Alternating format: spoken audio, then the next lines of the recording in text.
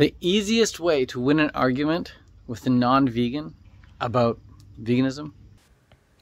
Alright, so we're gonna talk about this video here from another nutty nut vegan who's been smoking too many cashews. His video, the easiest way to win an argument with a non-vegan. Because these people will say everything and anything to make veganism make sense in their own brain. Is just don't have the argument. Second best way to win an argument, and this is the easiest way to win the argument, because to this day there's never been a nutrient that you need to get as a human that you can't get from plants. There's just no such nutrient. The only argument that you really need to be worrying about is your argument against reality, where you're trying to defy the creation of your own species. I know you're doing the whole trans herbivore lifestyle, but regardless of whether you can convince me to copy you or not, really doesn't matter, because at the end of the day, you're in a battle against Father Time and Mother Nature.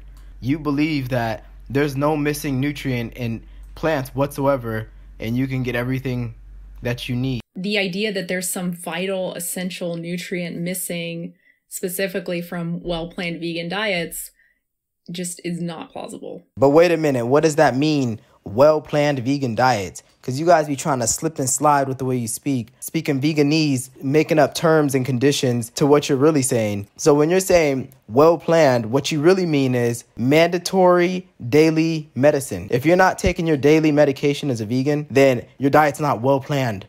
But then what the hell is a diet then? I thought the diet had to consist of the food groups. Is that right or wrong? And so if you're going to tell me that a well-planned diet entails mandatory medicine, then how could you ever criticize anybody's diet point blank period about anything? Because it's all based on modern medicine and technology. So you can eat any old shit diet and just say, well, you know, I'm appropriately planning this with a stent.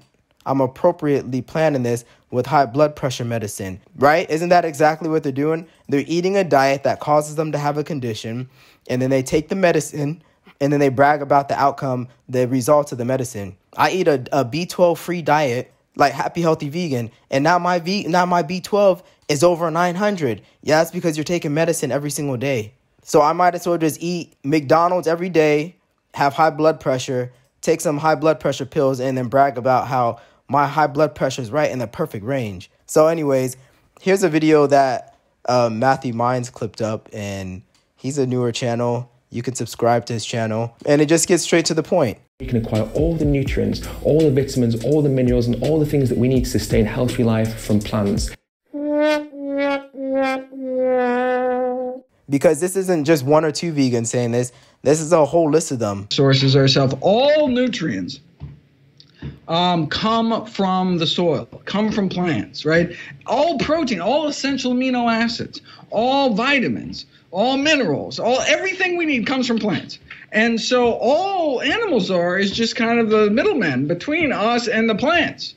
So yeah, we can eat plants, we can eat animals and get the nutrients that they got from plants, or they got from other animals that got it from plants, but it all comes from plants. So why not just get it straight from the source?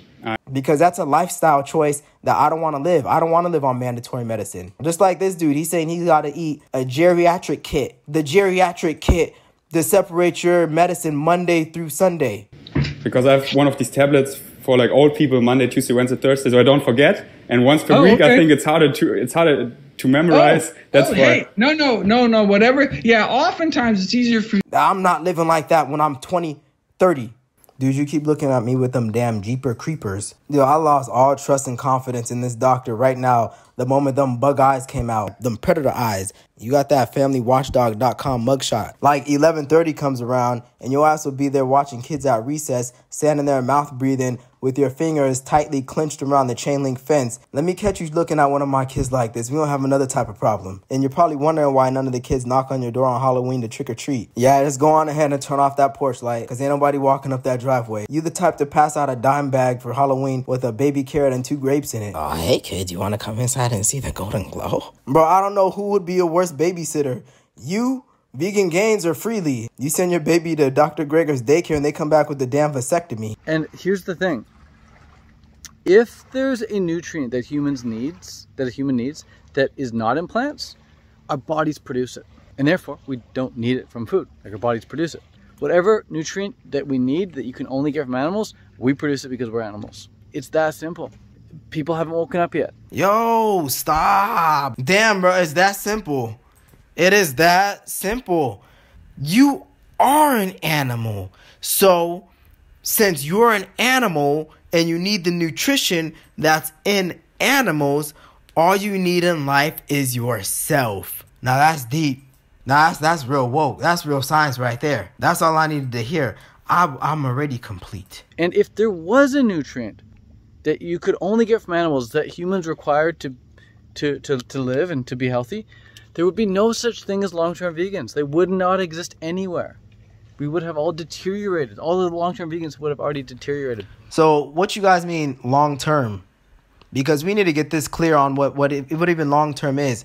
Because you guys will talk about 20 years is a long-term raw vegan. What I need to see, instead of you guys bragging about years, I need to hear you guys bragging about generations. I need to start seeing multiple generations vegan from conception. And you're talking about if it wasn't possible, you guys would have been deteriorated by now. Well, that's already taken place within a matter of your 20s. Hold on, let me listen to that again. He said, there would be no such thing as long-term vegans. They would not exist anywhere. Okay, and if there wasn't medication, there wouldn't even be any vegans to begin with, even within your standard of long-term, because you'd all die. It's not cute. It's not adorable. It's not funny. They even tell you straight up, if you don't take the medicine, you're going to die.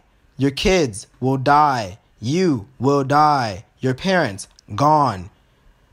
Run that vegan through your bloodline for about a couple generations and see what starts happening to your children's children. Vegan couple whose baby died of vitamin deficiency after being fed solely on breast milk.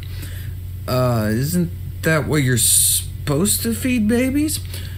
Yes, but if you're not getting enough vitamin B12, then your baby's not getting enough B12. Poll.